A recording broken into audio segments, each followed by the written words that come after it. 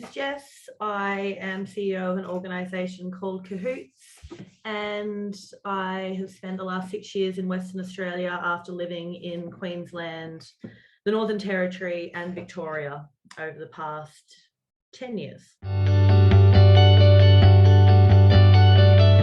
It's beneficial to understand capacity, as in how much time I have available for any activities in a period of time, or a sprint, as we'd say in Scrum, and then I know what is reasonable for me to achieve.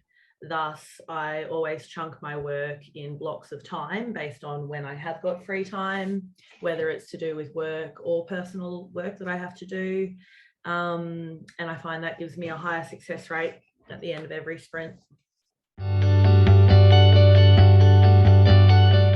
So we use Agile and Scrum across most of our departments in Cahoots, and it's improved the rate of work that we complete.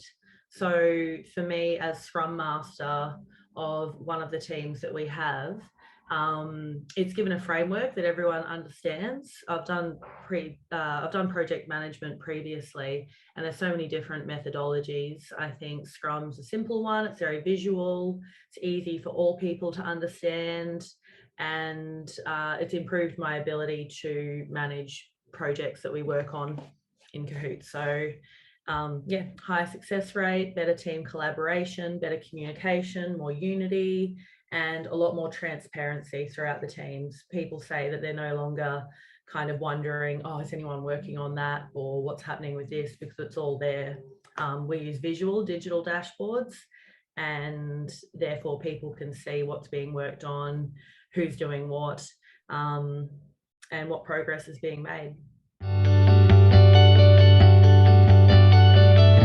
For us as a not-for-profit, we have got very lean resources. We run over 100 camps a year. We run 300 plus programs a year. We support thousands of Western Australians who are at risk. And we do that with a team of about 30 to 40 people. So it's a huge amount of work and a very small team. So for us, using Scrum improves our efficiency and just helps us to manage resources better. We don't have time or resource to waste. So that means that using Scrum and knowing what everybody's working on reduces our wasted time. And we don't have as many unnecessary meetings, which is not only bad for resource management, but I think bad for morale. So we have less wasted meetings, more productive time, and more time actually getting work done.